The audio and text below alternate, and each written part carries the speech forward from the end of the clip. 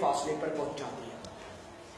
صدر ذوالفقار، پرانے زمانے کے لوگ گرامو فون سن کر ورطہ حیرت میں گم ہو جاتے تھے کہ انسان نے آواز کو ہوا میں کیسے قید کر لیا، مگر آج radio, TV, FM, mobile phone, smart phone, internet, ریلیں، کاریں، ہوائی جہاز اور بحری جہاز، میزائل، ہائیڈروجن بم اور ایٹم بم نے آج انسان کو حیرت میں ڈال دیا ہے۔ زندگی رنگینیوں سے اس طرح سجنے لگی، زندگی رنگینیوں سے اس طرح سجنے لگی کہ ساری دنیا ایک کنبے کی طرح لگنے لگی۔ صدر ذوالفقار، آج آدم خاکی اس قدر عروج پر پہنچ چکا ہے کہ جو کام سالوں میں ہوا کرتے تھے اب گھنٹوں لمحات کے مرہون منت ہیں۔ اب اڑن کھٹولے میں بیٹھنا ممکن ہے۔ یہ بات اظہر من الشمس ہے کہ اگر ہم صبح کا ناشتہ پاکستان میں کرتے ہیں تو دوپہر کا کھانا لندن اور شام کا کھانا امریکہ میں کھا سکتے ہیں۔ انسانی عقل کے سامنے سربلند پہاڑ سجدہ ریز ہیں۔ سمندر نے اپنے شفاف سینے پیش کر دیے، ہوائیں مرحبا مرحبا کہہ کر اسے اپنے دوست پر سوار کر لیتی ہیں۔ چاند قدم بوسی کا شرف حاصل کر رہا ہے اور سورج اپنی کرنیں ان کے لیے نچھاور کر رہا ہے، اور انجم انسانی عظمت کو دیکھ کر سہم رہے ہیں کہ حقیر مٹی سے تخلیق شدہ یہ انسان اب میں کامل کی مانند ہمیں اپنی لپیٹ لے۔ صدر ذوالفقار، جن شعاؤں سے انسان کل تک ڈرتا تھا آج انہی شعاؤں سے علاج کیے جا رہے ہیں۔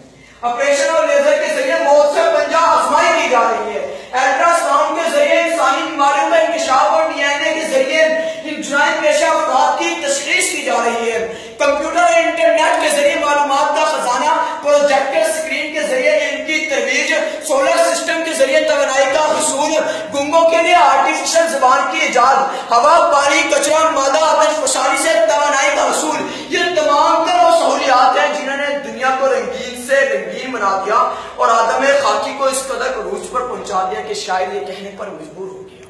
عروج آدم خاکی سے انجم سہم جاتے ہیں کہ ٹوٹا ہوا تارا میں کامل لگ جائے۔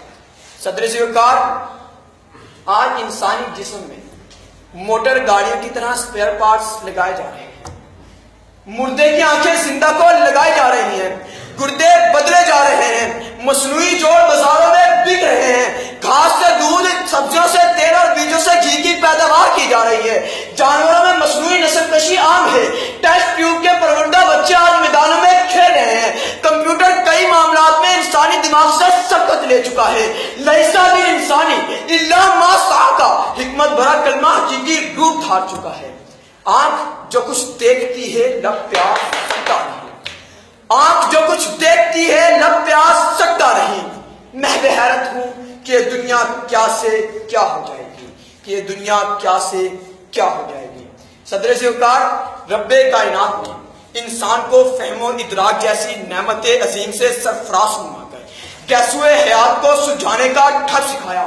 یہی وجہ ہے کہ خدائے بزرگ و برتر نے اپنے اس نمائندے کو ملائکہ کے سامنے پیش کر کر ان الفاظ میں داد طلب کی کہ انی جاعل فی الارض خلیفہ، کہ میں اسے زمین پر اپنا نائب تسلیم کروانا چاہتا ہوں۔ یہ میری بنائی ہوئی کائنات پر ایسے خوبصورت حاشی چڑھائے گا کہ تم انگشتے بدنگاہ رہ جاؤ گے، یہ بجلیوں پر آشیانے بنائے گا، یہ فضا میں لوہے کے پرندے اڑائے گا، یہ ہوا میں آواز کو کرے گا، یہ شیشے کے پردے پہ ہنستے مسکراتے روتے گاتے عکس دکھائے گا، یہ چلتے پھرتے عکس دکھائے گا، اور اس کی فہم و بصیرت کی بدولت پتھر اور فولاد نغمہ سرائے کرے گا۔ صدر ذوالفقار، آج انسان آرام دہ کاروں، نظر افروز کمکموں اور راحت جاں برفاف سے لطف اندوز ہو رہا ہے۔